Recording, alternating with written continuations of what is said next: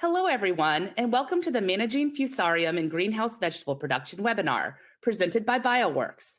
This discussion will provide actionable tools and best practices to keep plants healthy and resilient against Fusarium. I'm Hillary Wynn, the Custom Content Manager for Meister Media Worldwide, publisher of American Vegetable Grower Magazine, and I'll be moderating this webinar. This webinar has been approved for 0.5 CEU credit in Integrated Pest Management from CCA. To receive credit, you must watch the entire webinar. If you have attended our webinars before, this process is a bit different, so please take note. At some point during the webinar, an attendance poll will be sent, and you must respond to receive credit. Once you respond and when the webinar is finished, you will receive an email with the QR code for reporting your credit. You simply scan the QR code and submit it. Please do not close your web browser before the webinar has ended completely, or you will not receive the email with the QR code. This is also for the viewers watching the archived webinar. Now I'd like to go ahead and introduce our speaker, Dr. Michael Brownbridge. Dr. Brownbridge is a Senior Technical Services Manager with BioWorks. He provides technical support for the company's catalog of disease and pest management solutions and their application in integrated plant health management programs. Prior to joining BioWorks in 2019, he was fortunate enough to have traveled the world applying his craft with research and outreach positions in Israel, Kenya, the US, New Zealand, and Canada, putting new biological tools and knowledge into the hands of growers. At this point, I will turn the webinar over to him. Dr. Brownbridge, welcome. Thank you, Hillary. I'll leave you to do the rest of the technical stuff, okay? Well, welcome everybody. It's good morning, good afternoon, or good evening, depending on which part of the world you're watching in, so it's great to have you here. I just want to be upfront about this and say that the focus of the webinar is going to be on the use of biological tools within integrated plant health management programs for Fusarium in greenhouse vegetables. And I'll provide examples of approaches that have been successfully used to manage the disease in pepper greenhouses in Canada. And also will include insights on strategies that will promote plant health and complement the management tools that are being used. And while I'm focusing, as I say, on peppers, I think there's a lot of the principles here can be transferred to other crops as well. So let's start by considering the diseases in greenhouse vegetables in general that we're working to prevent. And historically, hydroponic vegetable crops have been plagued by diseases and disease complexes that cause root, crown, and stem rots. And the most common disease-causing organisms include those in the oomycetes, Phytophthora and Pythium, and of course, Fusarium. And in surveys carried out in commercial greenhouses in Ontario, for sure, Fusarium species have been commonly associated with greenhouse peppers, and Fusarium oxysporum species complex, and you may see that as FOSC, so if you see that, it's Fusarium oxysporum species complex, that are associated with root, crown, and vascular infections. Fusarium oxysporum, as I said, is a species complex that contains closely related but distinct species and races, including both highly pathogenic strains that have caused major losses in greenhouse pepper, but also numerous non-pathogenic strains too. And interestingly enough, there's quite a few initiatives out there right now looking at some of these non-pathogenic fusariums with the potential to use those as biological control agents, given that they will occupy similar niches on or around the plant to the pathogenic fusarium species. But while Fusarium oxysporum is the most common pathogen isolated from infected pepper crops, it's also an emerging problem in other greenhouse vegetable crops, particularly cucumbers and greenhouse tomatoes. And of course, Fusarium oxysporum is not at all limited in its geographic distribution. Canada is just one of many countries where the disease has resulted in major crop losses in greenhouse peppers. From a historical perspective, the disease was first detected in Ontario in 2022, so not that long ago, really. And yet, just sort of 3 years later, by 2024, Fusarium oxysporum infection resulted in close to 500 acres of greenhouse peppers being pulled 2 to 3 months early. And I always look at that 2 to 3 months in a pepper crop is where you make your money. So significant economic impact. And interestingly, in many cases, Fusarium infections were found together with other pathogens, such as Pythium and tomato brown rugose fruit virus. So, which came first? Good question. Do they always occur together? Does one infection predispose the plant to another? I think these are questions that still remain to be answered. But I think my takeaway is that any disease management plan should include measures for these pathogens as well. So, looking at the disease cycle for Fusarium oxysporum, we know that the organism itself can survive in the soil and on crop residues for many, many years as chlamydospores or mycelium. And then from those infective units, those chlamydospores in the soil, secretion of root exudates by the host plant triggers spore germination and the development of infective hyphae from those spores. And those infective hyphae go on to then infect plants at the root tips or via small wounds. That's an important point. And while certain small wounds can occur naturally, like where the lateral roots branch off from the taproot, it sort of goes a way to explain why damaging roots can create points of ingress for pathogens like Fusarium. After that, the hyphae will grow through the root cortical cells until they reach the xylem. And then once in the xylem, the pathogen colonizes the vascular vessels, and that causes blockage of those vascular vessels, which causes a browning as a result of excessive mycelial growth. And the initial sort of stages of infection show symptoms at the base of the stem and blockage and collapse of the xylem, which prevents water movement up the stem, resulting in wilting of the leaves on lower parts of the stem. And this is followed by yellowing or complete chlorosis in mature leaves, accompanied by severe wilting of the plant. And the disease will then progress to a point where the plant will completely wilt and die. Fungal spores, as microconidia, macroconidia, and chlamydospores, are formed on dead plant tissue and will be released or into the environment. So how can we use our knowledge of the disease cycle to inform management strategies? And one thing is clear, that once the plant is infected and at any of these points, there's really no cure. And that leaves us, the only option that we really do have is to manage the disease, as plants can actually host the pathogen, without showing symptoms. Better yet, how can we prevent infection from occurring? So the circled area there, that's really the point of attack that we have to prevent infection from occurring. And if we can do that, then we can limit the impact and spread of the disease. We know that Fusarium can enter a greenhouse from multiple in multiple sources, really. It can come in on seeds, in growing media, on people.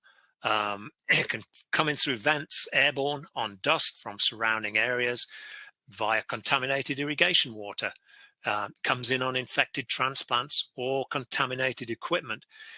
A lot of different ways it can get in. And we know that Fusarium oxysporum can infect over 600 plant species. And while there is some specificity within the species complex, it's highly likely that inoculum is around us all the time. Now, it's pretty much an impossible task to restrict entry from all sources, but we can take steps to limit ingress as much as possible. Again, prevention is your best weapon, and sanitation is a critical part of that. So just what should you be doing as a matter of good sanitation practices? It's ensuring the greenhouses are properly sanitized between crops. Crop debris is removed. Media is not reused. Workers follow strict sanitation practices, and irrigation water is free from contaminants. And I've included this slide these are the results from a study done a couple of years or so ago now to show how disease levels can fluctuate over time in an irrigation pond, and thus present different challenges over the course of a growing year. And the study itself monitored Pythium and Fusarium levels in irrigation pond water from January through to May. And for Fusarium specifically, you can see how disease levels rise dramatically in May as those water temperatures are warming, and particularly in the feed water coming into the greenhouse. Takeaway, gosh, it highlights the importance of having water sanitation processes in place as really an essential part of your prevention strategy. Now, being a millennial, I know it's hard to believe, but being a millennial, I found the easiest way to find a management plan for Fusarium was simply to consult ChatGPT and pose the question, how to combat Fusarium in greenhouse peppers. And this is what I got from ChatGPT. Its conclusion, an integrated approach is essential. So no surprises there. There is no single simple solution to Fusarium, and a coordinated and integrated strategy that incorporates cultural, biological, and potentially chemical controls is necessary. So what steps can we take in practice? And I find it easy really to start by considering a plant disease through the lens of the disease triangle. And I'm sure many of you have seen this in many different sort of iterations over time, but it's a great tool, I think, to sort of illustrate what is required for plants to become infected. For infection to occur, you have to have sufficient viable inoculum from a virulent pathogen to infect a susceptible host plant. And then environmental conditions have to be favorable for disease development. An infection will only occur if all three of those elements are satisfied concurrently.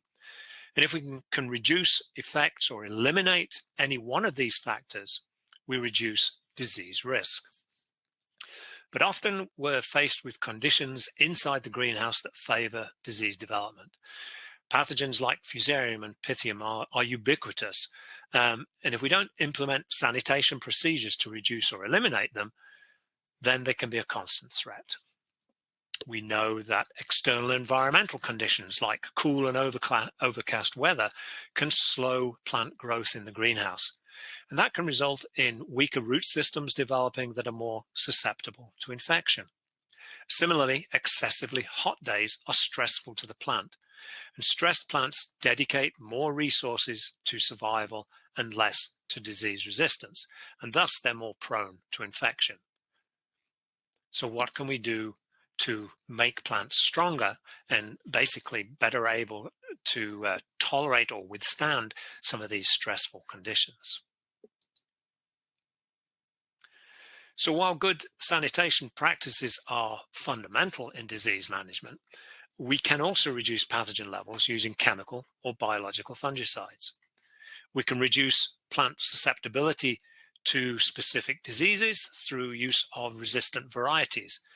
We can do so again by increasing the plant's ability to tolerate abiotic stress events and create conditions whereby the plant can produce strong, healthy roots early. And finally, an essential part of the whole is to optimize that growing environment to one that favors plant growth and development, but one that does not stress the plants. And that includes not overwatering slabs. It includes, low light levels in winter and spring. As I said, these will result in slower plant growth. Is supplemental lighting an option? And how can we support plants through that rapid transition from low light levels and winter cool to summer light levels and heat stress, which seems to happen so quickly? Now, what we're going to be talking about today are really, as I mentioned at the outset, is biological products for root health management. And these can be essentially divided into two types: microbial biofungicides, which are based on bacteria like Bacillus and Streptomyces, and fungi like Trichoderma and Clonostasis. And there are registered and regulated plant protection products that contain one or more of these organisms. And the other biological products are biostimulants, and these are substances whose use will influence microbial diversity around plant roots, support plant growth, and elevate plant tolerance to abiotic stress. But here's a question: are all microbes created equal? And I look at it this way: it's a little like asking the same question, are all humans the same? And we know that's not the case. We are all Homo sapiens, but there's enormous variation in body makeup, physiology, and athletic ability. And we know that some humans are phenomenal athletes and great all-rounders. Others, I have to say, well, maybe Olympics is not their sport. Point being, you want microbes that are Olympians, that have proven efficacy, resilience, and are great all-rounders, and that they not only protect the plants from soil-borne diseases, but they also confer other plant benefits. And these are characteristics that we see in microbes that are registered as biofungicides. And while several different species of fungi or bacteria have been commercialized, they all have similar modes of action, more or less, and they protect plants via a combination of competition, antagonism, their capacity to induce plant resistance or upregulate plant defenses, and parasitism. And the beauty of most biofungicides as well is their versatility, in that they are compatible with many conventional fungicides and with natural enemies that may be used concurrently to control soil-dwelling pests. And I extracted this information. It's just a small piece of the data that are available on BioWorks website around compatibility, in this case of Root Shield Plus, with other crop protection materials. But you can see that Root Shield Plus can actually be safely tank mixed with fungicides such as Subdue Max or Ridamil Gold. And while it should not be tank mixed with Previcure, the two can be used safely together, providing Root Shield is applied at least a day after Previcure is applied. And clearly that's an important consideration when developing a program that might include both biological and chemical fungicides. So taking these considerations into account, several biological programs have been successfully implemented in pepper crops in British Columbia and in Ontario. And the first example I'll share with you is a conventional pepper greenhouse, which saw tremendous losses to Fusarium in 2023. And from that, they decided to move to more biologically based programs in 2024. And they've implemented slightly different strategies in each of 4 discrete phases of the greenhouse. Where possible, in all cases, Fusarium-tolerant strains, Fusarium-tolerant varieties were grown, and the growing environment was optimized to favor plant health. So phase 1, production was based on a rotational program of Asperello, which was used in propagation, followed by Root Shield Plus, with each then being used in rotation every 28 days. Phase 2 included an initial Previcure treatment to combat Fusarium, followed a week later by the similar Root Shield Plus Asperello rotation.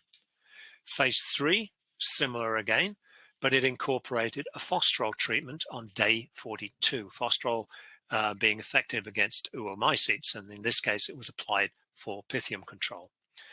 And then in phase 4, production began with a treatment of Subdue Max, followed by Fostrol 10 days later, and then 10 days after that, Asperello was reapplied every 4 to 6 weeks.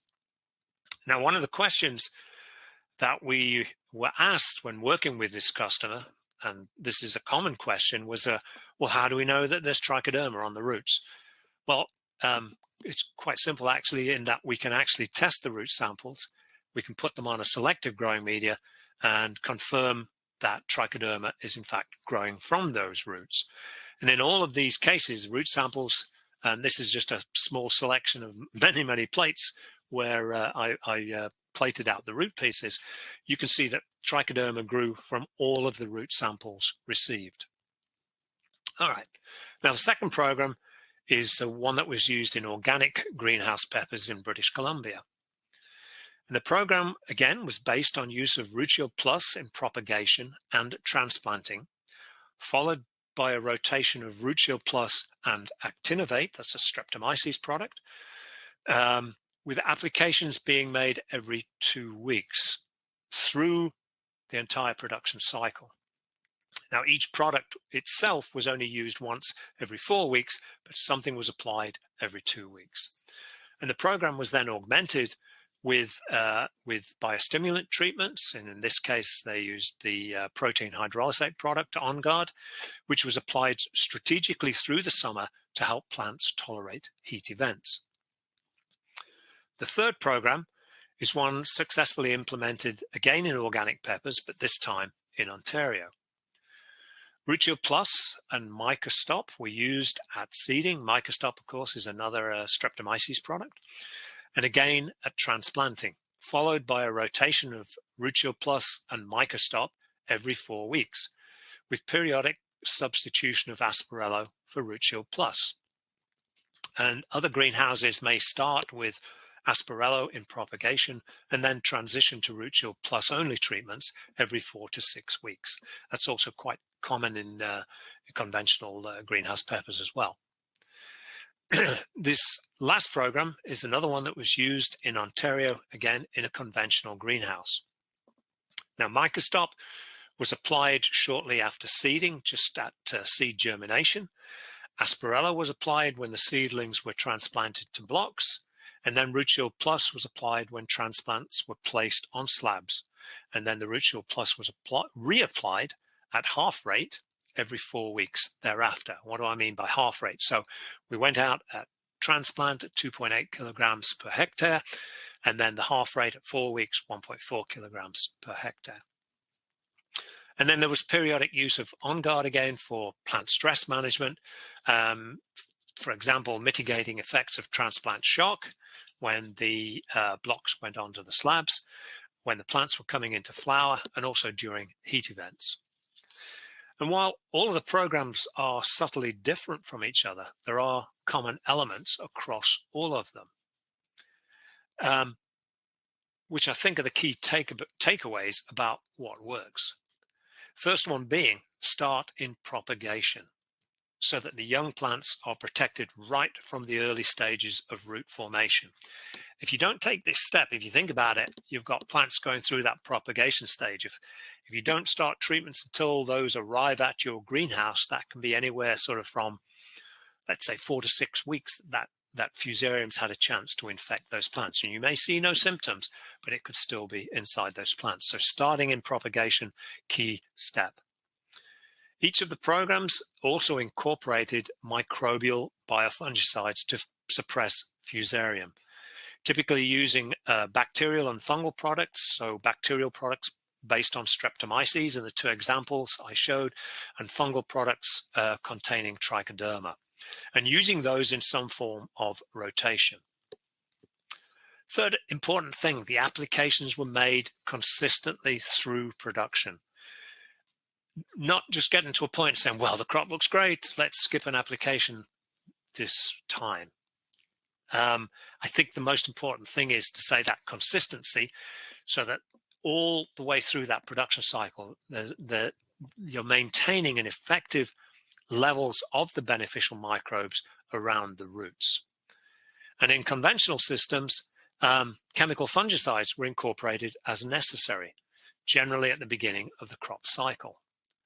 And last, to reduce plant susceptibility, that was done through use of genetics, providing an optimal growing environment, and then the strategic use of biostimulants. When we look at biofungicides, they come in wettable powder or WP, liquid or granular formulations. Trichoderma granules have been effectively used in several programs in Ontario, where seedlings are propagated with Root Shield Plus granules, and then the granules are applied again under the blocks prior to their being placed on the slabs. And granules are actually used in some greenhouses throughout the season, and they're applied by removing the dripper, dropping in some Root Shield Plus granules into the hole, and then replacing the dripper, so that spores are moved into the growing medium at each irrigation event. The WP and liquid formulations can be applied through drip lines, and that's the case for Root Shield Plus, Asperello, Microstop, and Actinovate, of course. It's also, there's a few growers do this, and it seems to be really good practice to apply trichoderma the day before transplanting if the slabs, the bags in which the slabs come, are not pre-cut.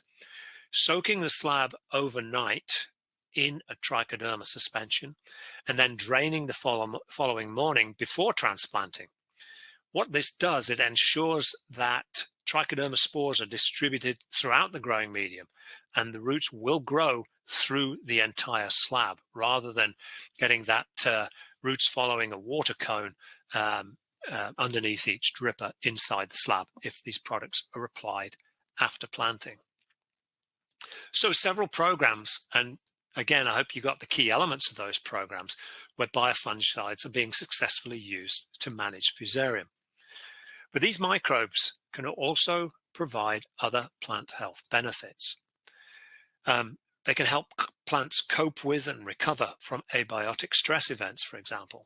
They can stimulate root growth and development and proliferation of root hairs, which in turn enhances a plant's access to water and nutrients. And that, of course, supports plant growth and development.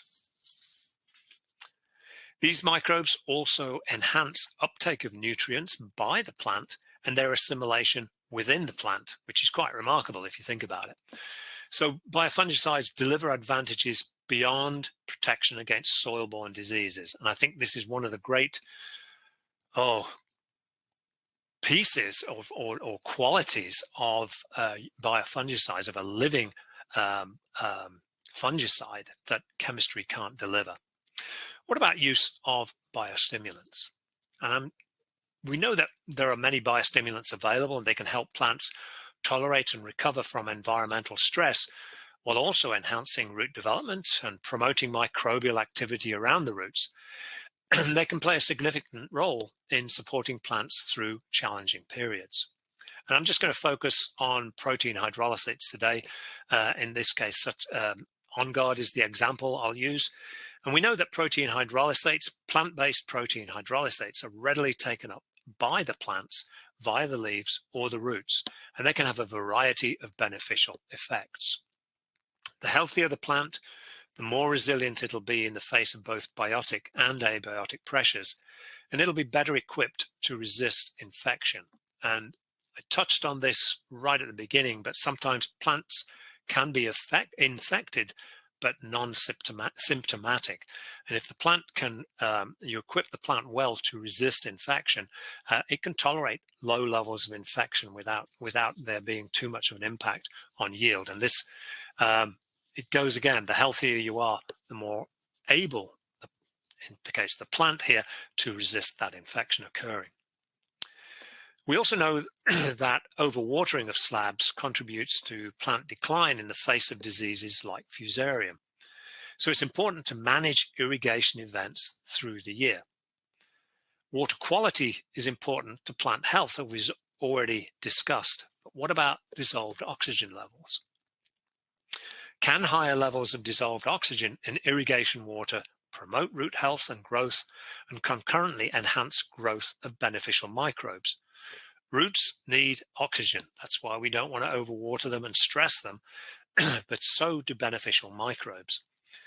Now, considering in this case ozone, and it's an ozone sterilization system, ozone is probably the most powerful oxidizer used to disinfect irrigation water. What does ozone break down to? Oxygen. And that, the benefit, I should say, arising from that, the benefit of ozonation is higher levels of dissolved oxygen. And these are results of some small trials that were done several years ago that showed how root development benefited from both a trichoderma treatment and higher dissolved oxygen in the water that occurred after ozonation. The best root development occurred in treatments that had received both the Rutile Plus, the trichoderma treatment, and the post-ozonation irrigation with post-ozonation water. It also led to enhanced colonization by trichoderma. So oxygen helping root growth, trichoderma helping root growth. It sounds like a winning combination. I don't want to read too much into this. It was a small trial. It is something I believe that needs to be repeated to fully quantify the benefits that can be derived from dissolved oxygen. But I think it serves to illustrate how other treatments may also enhance our capacity to manage root diseases. Hydrogen peroxide, our favorite. It's become a staple of many Fusarium management programs, but is it safe to use with trichoderma? We know hydrogen peroxide is a really strong oxidizing agent that readily dissociates in the presence of organic matter, producing hydroxyl free radicals that oxidize and destroy cell walls, membrane lipids, DNA, and other essential cell components. It's a well-known sterilizing and sanitizing agent, but it really does not discriminate between good microbes and bad. So how does it affect trichoderma? And these are data taken or provided by BioBest on effects of hydrogen peroxide on aspergillospores after application to a rock-wall slab. Now, the hydrogen peroxide was applied at 30 parts per million, and that did, in fact, reduce the spore concentration in the slab by about 50% compared to the non-peroxide treated control. But over a 3-week period, the spore concentration remained stable. Now, put alongside that some more recent data from an Ontario company, San Ecotech, who've developed, I think, some really exciting technology which is able to monitor microbial activity in water in real time. And they found that Trichoderma hartzianum T22, which is one of the actives, of course, in Rutile Plus, continues to grow in the presence of hydrogen peroxide when applied constantly at 10 parts per million. And then growth is increasingly inhibited if you go up to 20 parts per million, 30 parts per million, and higher. Higher than 30 parts per million, really, that's when growth stops. So what does all this and the preceding data tell us? What are the take-homes from this? I think first off, don't ever tank mix hydrogen peroxide with trichoderma. That puts the spores in direct contact with the peroxide. When it's applied onto the slabs or onto the block, that peroxide will break down on its way through that growing media. So it's highly unlikely that the concentration, the parts per million of peroxide at the dripper will be realized down through that growing medium. So in a tank mix, of course, you won't have that gradient. So don't tank mix. I believe that the best practice is to apply either Rutile Plus or Aspergillo alone.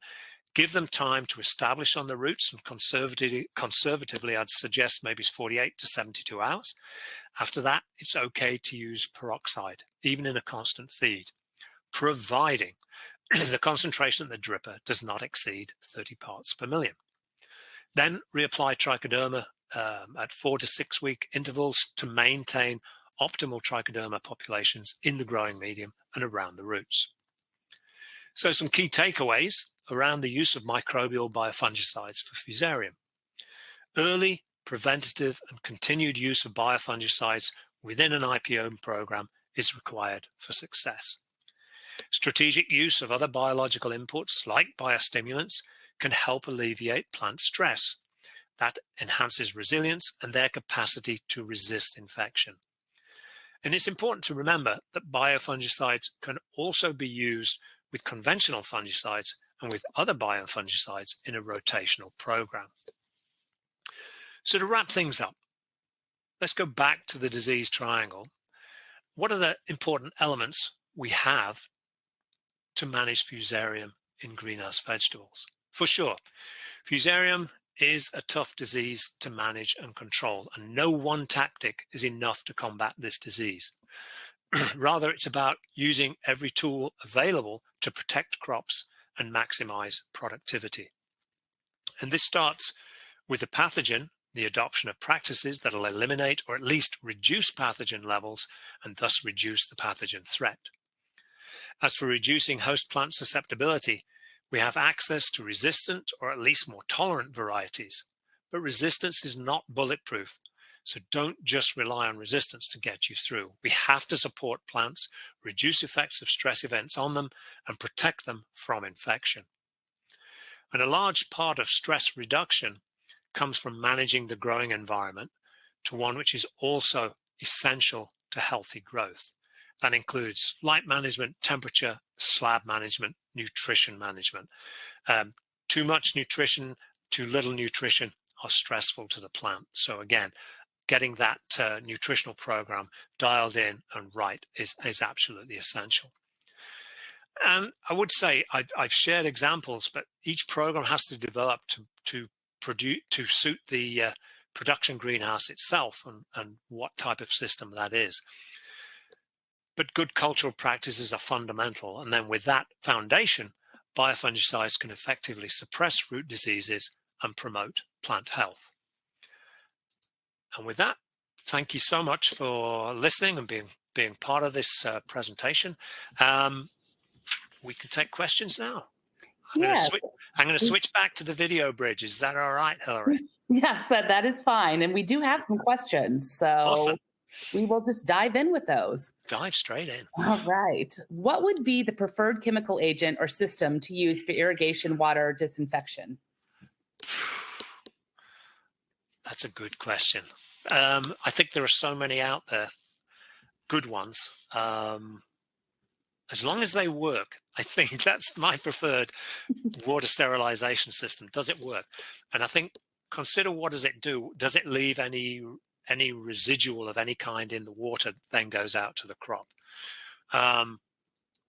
Peroxide's good. Ozonation's good. I know some others are using basically chlorination systems. I think you have to consider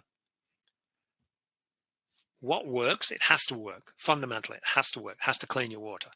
But if after that sterilization, there's something that goes into irrigate the plants that could be harmful to the plants, then maybe how can you mitigate that?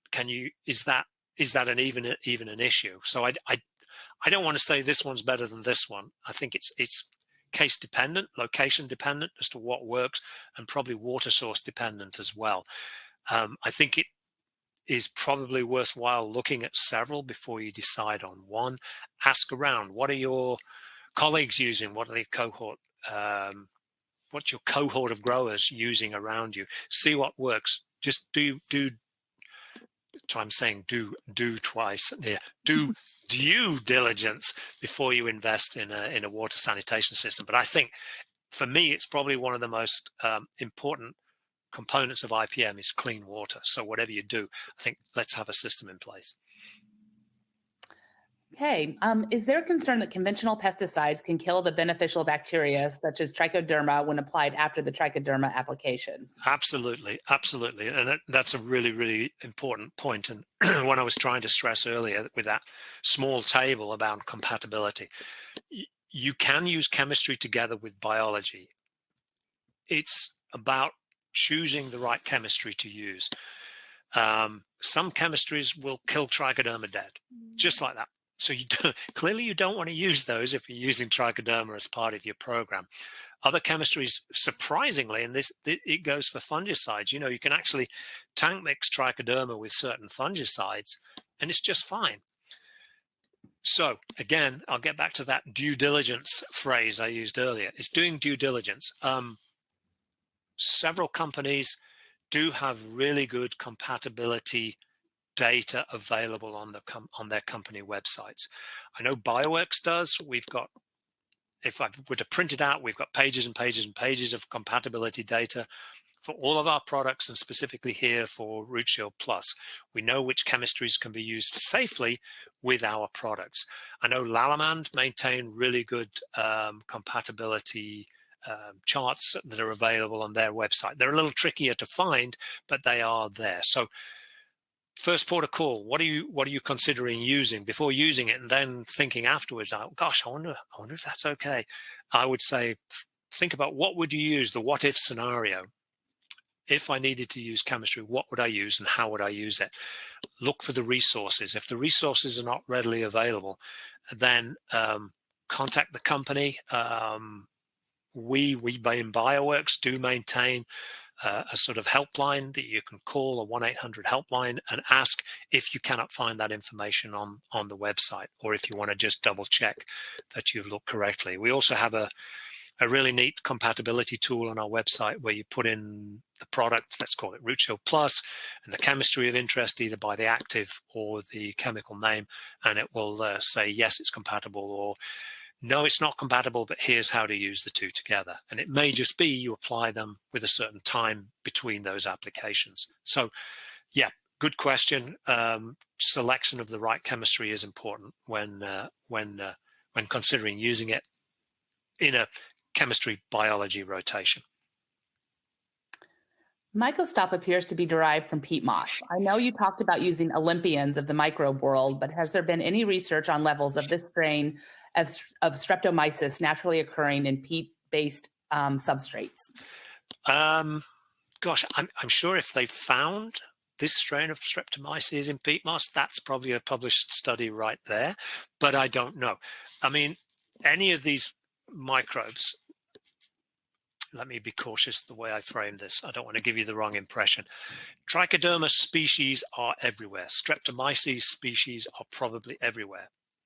These Olympians are not just any Streptomyces or Trichoderma that was found and then let's just commercialize this. No, they have certain qualities. Point I was making is that there are differences. Just because something's called Trichoderma hartzianum or called Streptomyces viridis or something like that doesn't mean that's exactly the same as the strain used in a commercial product.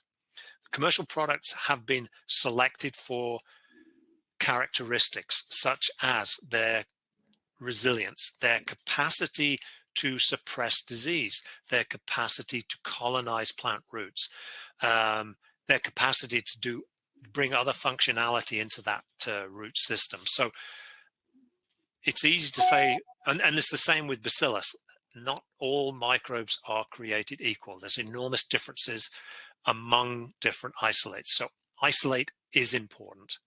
And from the commercial products, the isolates used in those commercial products will have gone through a very rigorous evaluation process to the point that they show the right characteristics that say, yes, this can be used consistently and effectively in a system. We know it can do A, B, and C. And that's, I think, one of the advantages of the buying a registered product is that registration guarantees that you'll get a product of where the microbe inside it has demonstrated efficacy. The product is consistent, as in if you buy one this year, if you buy the same product next year, it'll have the same number of spores in it as the one you bought the year prior. It's safe. There are also regulations around the level of contamination that can be contained within these products. It's very strict. You buy them online, and trust me, we've done this. You get contaminants, but you don't get the organism that it says on the bag. So there's a lot of, as I say, I think value and reassurance in purchasing a registered versus a non-registered product. Root Shield Plus shows that it has 12 weeks worth of protection. We apply at propagation 2 weeks later during transplant and another 2 weeks later. After the third application, we do not reapply for 6 weeks. Yep. Should we think about adding Root Shield every 2 weeks? I think, go back again, it's situational dependent and depends on the disease pressure. Under low disease pressures, Root Shield, we know that the organism will persist for at least 12 weeks. in the environment and on roots. That's under ideal conditions. If you are faced with a disease like Fusarium, I would be tempted to apply every 4, maybe 6 weeks. That's really being hyper vigilant, I think, and recognizing that if you don't do it, then crops can easily get Fusarium. I think the strategy that was just described, using it every 2 weeks at certain stages, and I think it's the upfront piece is important to get the plants established, to get the root systems established and healthy and functioning. That's absolutely critical. And then you can maybe stretch it out. But it also speaks to the point I made in one of the slides, was you go out at the beginning using the high rate, and thereafter you can reduce the rates that are applied into the crop. So the example I gave, it's 2.8 kilograms per hectare at the beginning, and then 1.4 kilograms per hectare 4 weeks later, and so it goes through the production period. Somewhat similarly is going from 4 weeks to 6 weeks. You're basically allowing levels of trichoderma to equilibrate, and they will, but you want to maintain a certain critical threshold level of trichoderma in the growing medium, in the roots, so that they're fully protected against any Fusarium ingress. So it's important. If what you've done worked, if it ain't broke, don't fix it, as they say, but keep an eye on it. And I would just say, make sure you have all the other pieces in place in your program. Do you have a clean water source? Do people understand what Fusarium is? Are you taking precautions in other areas as well to keep Fusarium out of the greenhouse and to prevent Fusarium from infecting the plant? Are you growing the plants and not stressing the plants? Because, when stressed, like all of us, if we're carrying around a virus, we can fall over when we get stressed. Same with plants with the disease. So long, rambly answer, not really an answer. I think you're probably okay doing what you're doing. It's like I say, take that up front, what you're doing, hitting it hard, hitting it early, and then you can sort of afford to back off a little bit. But being consistent, if you're going from 4 to 6 weeks, make sure you keep up that 6-week cycle up until a certain point in that production cycle. All right. Is there a good level of pH and EC? Always. Yes. And it depends on, I mean, first and foremost, I think you want to develop your pH and EC that's right for the plant.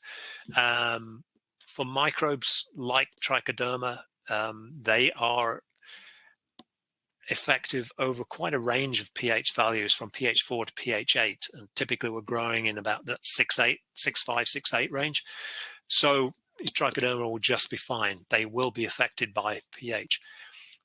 Anecdotally, and maybe other, pH can affect Fusarium. Low pH is, I think it was low pH.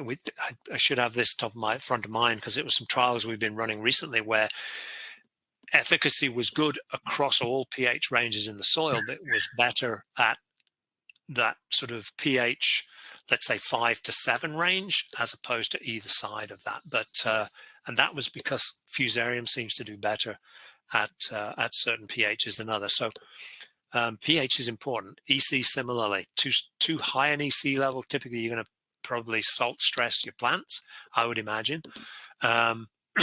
Trichoderma, Bacillus, Streptomyces are quite robust. They can tolerate pretty high EC levels, but you don't want to go beyond a certain range. And I think, but I'm not entirely sure about this, there probably are guidelines around this on some of our materials available on our website. So pH and EC are always important to look at and manage.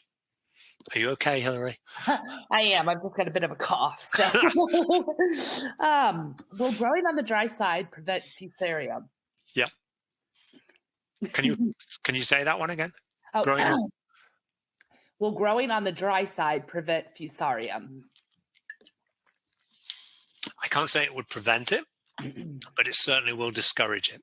It's when you get a lot of water and waterlogged roots, you're going to see probably greater effects of the oomycetes, which love to swim around. So high water, you're creating conditions for them as well. Also, too much water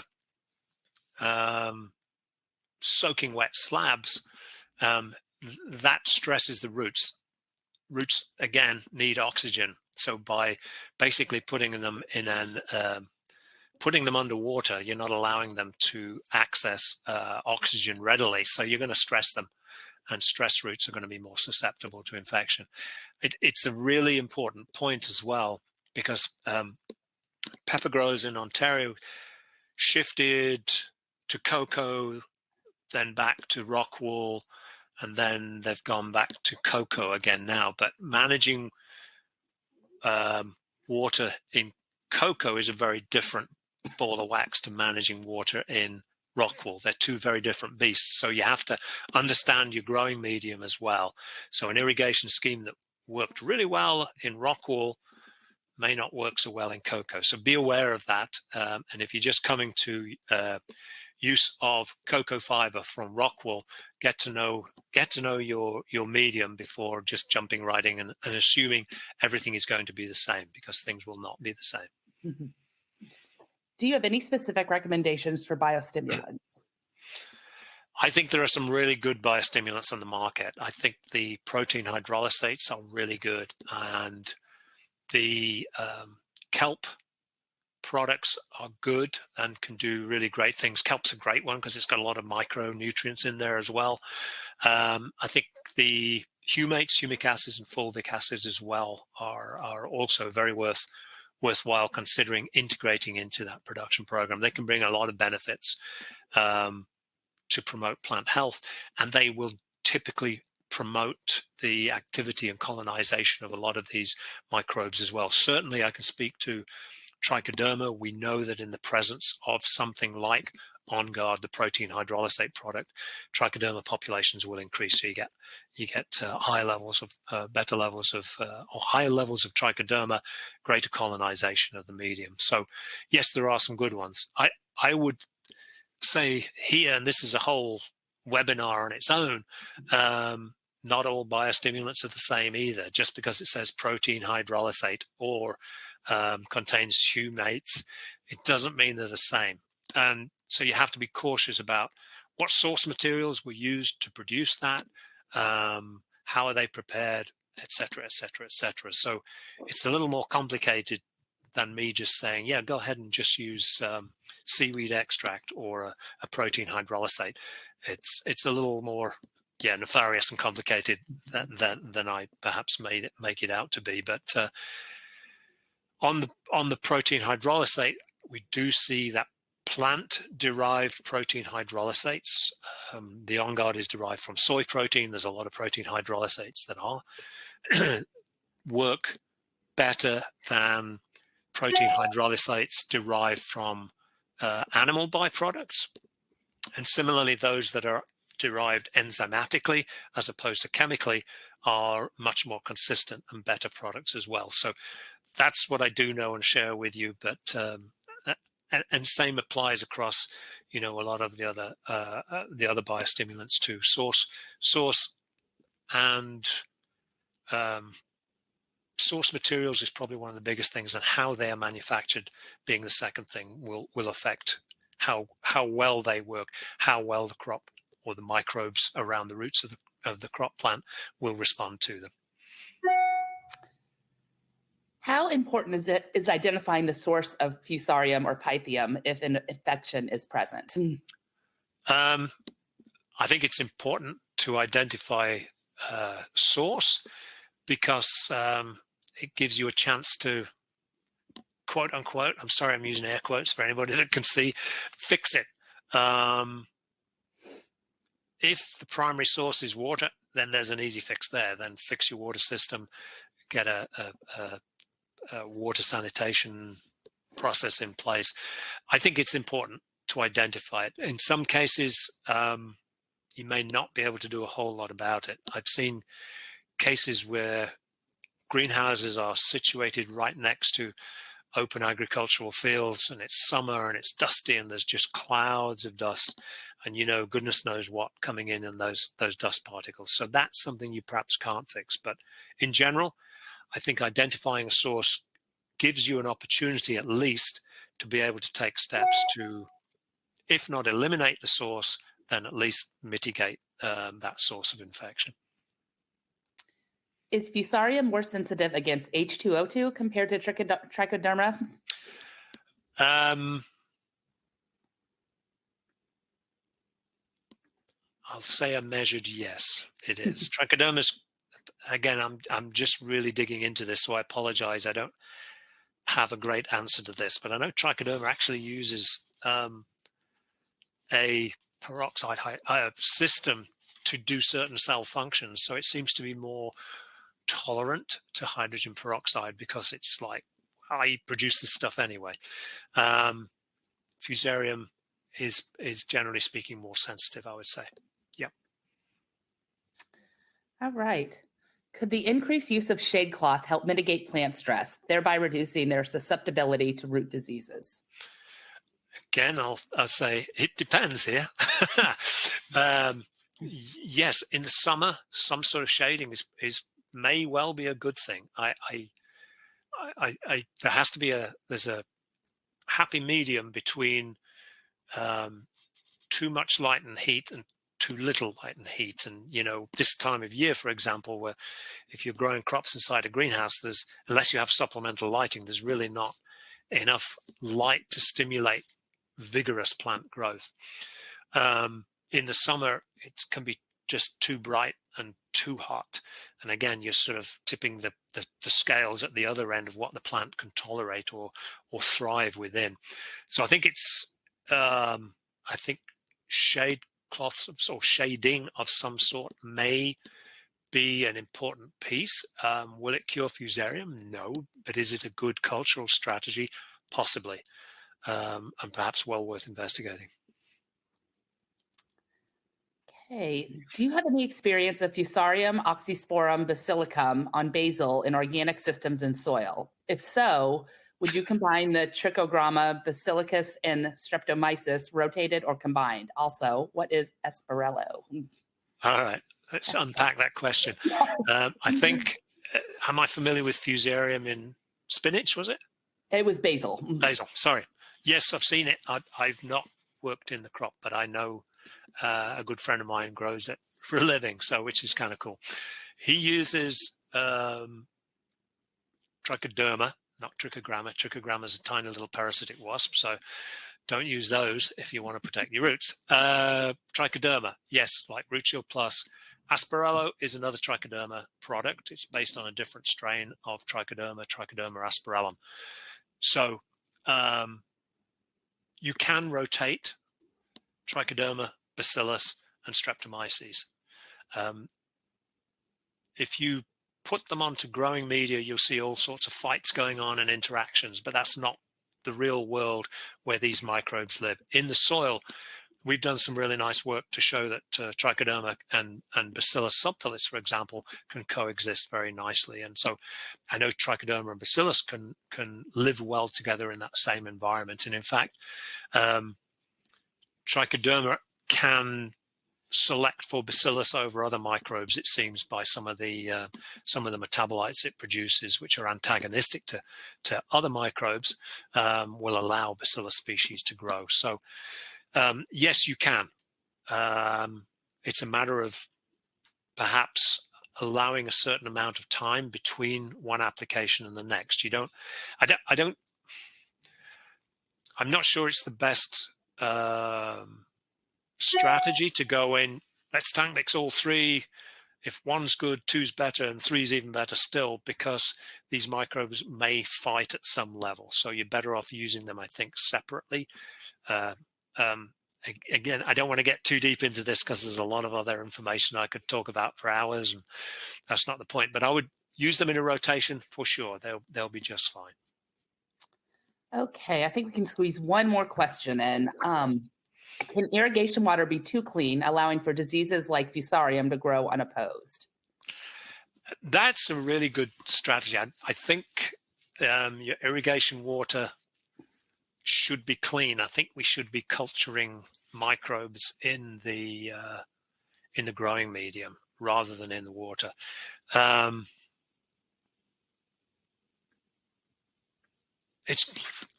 Don't have an answer really for that one. Can it be too clean? If it was totally sterile, would it be a bad thing? If the soil's totally sterile, I don't think it's great for the plant either. So, but which microbes are you allowing in? I guess would be my response to that. Certainly, I think if you've got, depending on the source of the water, you have to be real careful about what you could potentially be bringing into the greenhouse. So having doing an analysis of your water source will tell you what's in it, what's not in it, perhaps, and you can make a decision from there. If there are no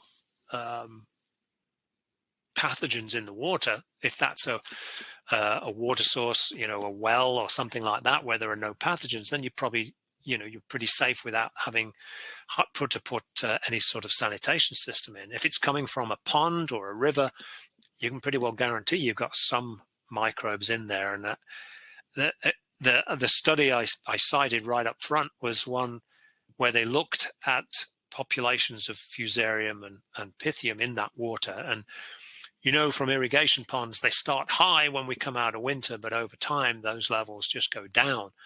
And as they go down, the concentration effectively of disease-causing organisms, which can be just lurking in the silt and the mess at the bottom of the irrigation ponds, and as that's churned up, their concentrations proportionately grow higher. So I'm getting away from the question. I apologize for that. But I think it's important to understand your water, what's going on in your water system, and what threats you have in it, to say, is it too clean? And let's leave it at that. Sounds good. I would like to thank everyone for attending today's webinar. I especially want to thank BioWorks for presenting it. And a special thanks to our speaker, Dr. Michael Brownbridge, for providing such valuable information about protecting greenhouse vegetables from Fusarium. If you want to watch this webinar on demand or revisit certain parts, it will be archived and available at the same link you used to access it today. You will also receive an email reminder of the archive with the link tomorrow. Thank you again for joining us. This concludes the webinar. Thank you, Hillary.